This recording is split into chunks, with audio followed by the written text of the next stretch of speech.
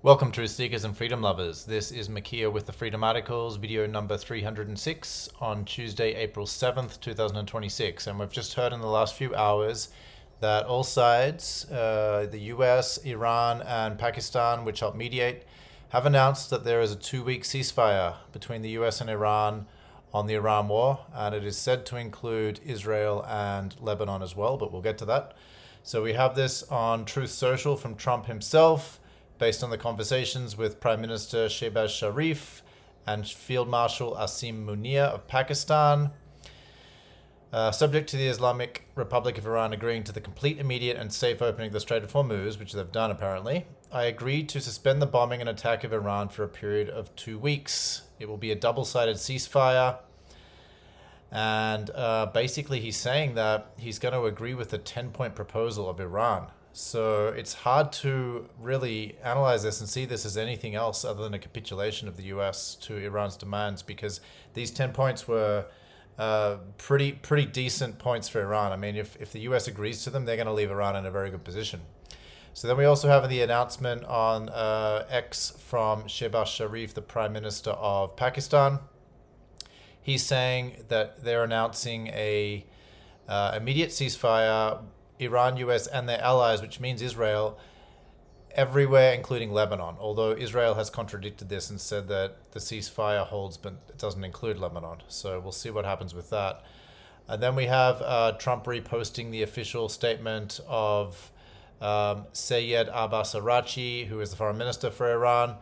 And he's basically saying, yeah, we'll do this as long as you guys agree to the general framework of the 10-point proposal by Iran. We're going to discuss the 15-point proposal by the US in Islamabad in Pakistan in the next 2 weeks. We're going to just discuss this, but the 10-point one is going to be the basis. And he also says, of course, if attacks against Iran are halted, they'll cease their operations. But, we'll see what happens. So Iran is walking away from this and claiming a victory. And, it's understandable that they would do that. I mean, Trump had just embarked on his mad, crazy social media spree where he's saying that he's going to end a civilization. Just within the last 24 hours, he has posted that, and now suddenly he's agreeing to a deal.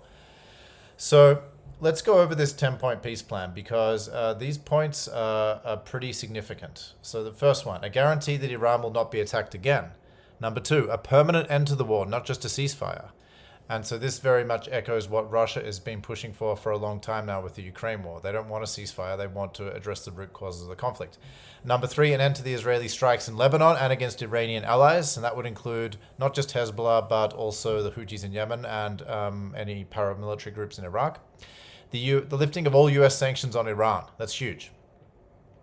Iran agreeing to reopen the Strait of Hormuz. So this is a point where Iran is giving up something. But look at this. Introduction of a $2 million fee per ship transiting Hormuz. So now we're left with a situation where Iran is going to be in charge of this and collecting a toll. Revenue from shipping fees to be shared with Oman. Okay, so Oman was the only real kind of neutral country in all of this in the Gulf. And they also, touch the Strait of Hormuz, the waters there. Funds to be used for the reconstruction of war-damaged infrastructure. So the reparations, rather than demanding that the US and Israel pay reparations, which was one of their first demands, Iran's, they've now softened that a little bit to say, okay, we're going to use this $2 million per fee per ship toll to pay for these reparations. Number 9, establishment of safe passage protocols through Hormuz. And 10, a broader framework to end regional hostilities. So very reasonable. These are thought out, well-calculated proposals, and they obviously favor Iran. I mean, Iran's the one proposing them, but, they're leaving Iran in a strong position. And so it's pretty incredible, really, that the US has agreed to this. So you might be thinking, well, why? Like, why would the US agree to this? Well, they've just suffered in the last few days another horrendous round of losses, both of human life, which they're covering up with the death of American soldiers, as well as all the equipment, especially the planes, the F-15s. And so, the US and Israel aren't the kind of countries, the leadership that runs them, to back down unless they're lost militarily. And so here Simplicius on his Substack writes, Trump boasts that Iran bent the knee to him in fear of the awe-inspiring genocide he had promised to commit. In reality, Gulf countries likely pressed Pakistan to intervene because they knew that Trump's ineffective bombing campaign would do nothing more than spur Iran to finish off their own country's energy infrastructures. Further, note that Iran via Aragchi notes that it was the US that requested negotiations and presumably the ceasefire, and that the ceasefire itself is conditional if attacks against Iran are halted. So, this is an educated guess. We don't know for sure all the wheelings and dealings behind the scenes, but I think it is definitely fair to assume that it was the US that was pressing for this ceasefire. And so, you know, it really just leaves a really bad taste in people's mouth, like the whole thing. I mean, at least there is a sense of relief now that whatever genocide he was going to do has been averted for the time being. All the civilians in the areas, I'm sure, are breathing a sigh of relief. But unfortunately, I mean, we can't just say that this is the end of it. You know, don't think that the madness has gone away. There are at least 3 points I want to make. One is that Trump's madness or insanity hasn't gone away. Israel's madness or psychopathy hasn't gone away. I mean, Israel will likely do everything it can to sabotage the ceasefire, to get the US again firing on Iran, and it has already openly said, hey, we're going to keep attacking Lebanon. Don't think that this means that it includes Lebanon. Look, Prime Minister of Israel, the 2-week ceasefire does not include Lebanon, which contradicts what the Pakistani Prime Minister said here. So we've got Trump's psychopathy to deal with, his insanity. I mean, just look at what he was posting within the last 24 hours. A whole civilization will die tonight, never to be brought back again. I don't want that to happen, but it probably will. I mean, and this was just a day or two after saying that Iran will have to open the fucking strait, you crazy bastards, or you'll be living in hell. And so all of these unhinged outbursts that he's done in the last 1 or 2 days, I mean, it's just par for the course. Look at this small summary of everything that Trump has been saying since this whole thing started. We won the war. We defeated Iraq. We defeated Iran. We must attack Iran. The war is ending almost completely and very beautifully. You never like to say too early you won. We won. In the first hour, it was over. We did win, but we haven't won completely yet. We won the war. Please help us. If you don't help us, I will certainly remember it. Actually, we don't need help at all. I was just testing to see who's listening to me. If NATO doesn't help, they will suffer something very bad. We neither need nor want NATO's help. I don't need congressional approval to withdraw from NATO. Our allies must cooperate in opening the Strait of Hormuz. US allies need to get a grip. Step up and help open the Strait of Hormuz. NATO are cowards. The Strait of Hormuz must be protected by the countries that use it. We don't use it. We don't need to open it. This is the last time. I will give Iran 48 hours. Open the strait. Iran is dead. We had very good and productive talks with Iran.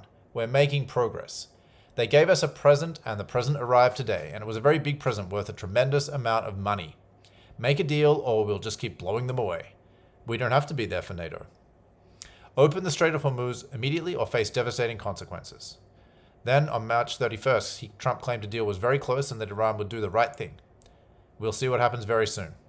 Something big is going to happen. Iran must comply immediately or face further consequences. And then the famous open the fucking strait, you crazy bastards. So this is the snapshot into the insane, mad mind of Donald Trump just in the last month or so. And this isn't going away. I mean, there are various people, both on the Republican side, especially in the media, as well as on the Democratic side, of course, who are talking about the 25th Amendment that needs to be invoked. And if you don't know about that, that is an amendment that was made where the president can be declared basically incompetent to fulfill his presidential duties.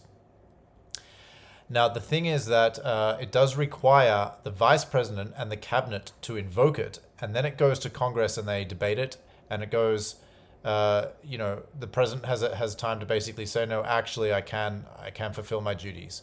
And so there's no, it's not like a definite thing, of course. There's going to be a lot of debate. 2/3 of the House and Senate would have to agree to allow the vice president to serve as the president, right? And then you've got the Supreme Court interpreting it, possibly. So, I mean, this thing would be, it's never been done before, and it would take a lot of political will. Vance would have to step up and do this, and the cabinet members. And Trump has deliberately surrounded himself with loyalists who will not speak out against him or contradict what he's doing. So I can't see Vance doing this. I can't see his cabinet doing it. People like Hegseth are just as crazy as Trump. So unfortunately, America's in a real pickle. And it really reminds me of times in the past, because history always repeats itself. Think back to the Roman Empire. A lot of people have made comparisons between the American Empire and the Roman Empire. Think about all the mad emperors, such as Caligula. He was the first one. And here's a good article if you want to read about some of what this guy did. But, this is what happens. Absolute power corrupts absolutely, as the saying goes. And this guy had so much power, he could just call for anyone to be killed. He could just have anyone's throat slit, even senators, consuls, other people in high positions of power. And he did horrible things just because basically he could, right? And eventually this went on for quite a while until eventually he was assassinated by the Praetorian Guard.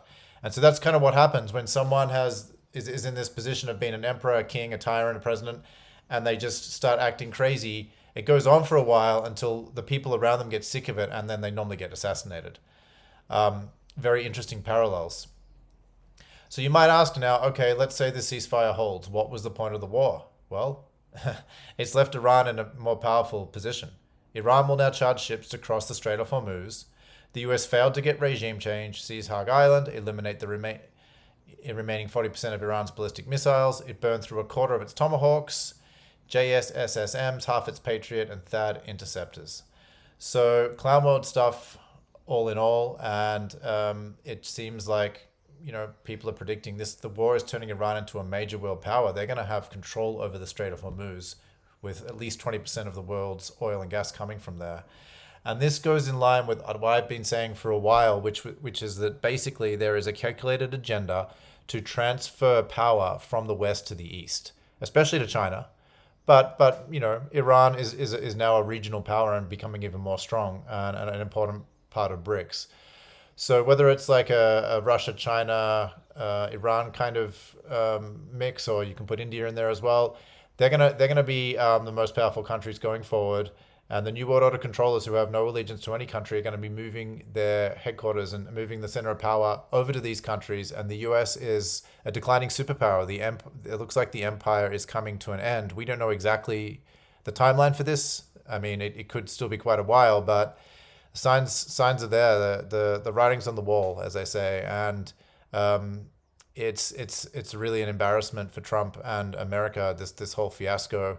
Not to mention, there has been incredible acts of genocide, killing civilians, the girls that were killed in the Minab bombing on the first few days of the war that have been committed here. And this whole affair is basically going to be a stain on Trump's history and America's history.